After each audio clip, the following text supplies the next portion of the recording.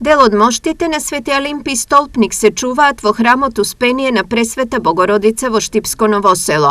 Еднаш во годината на денот на светецот 9 декември, моштите се изнесуваат во храмот.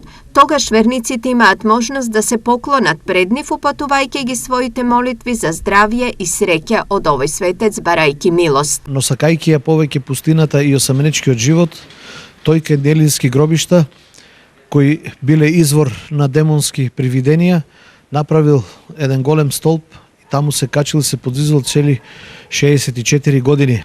До неговиот столб направил од двете страни еден машки, еден женски манастир, во кој манастир женски се биле замонашени неговата мајка и неговата сестра. Големи чудеса правил и за време на животот, а и после неговата смрт. 102 години дел од моштите на светецот се чуваат во Штип. Црковните хроники откриваат дека штипски трговец во 1920 година истите ги донел од Светагора.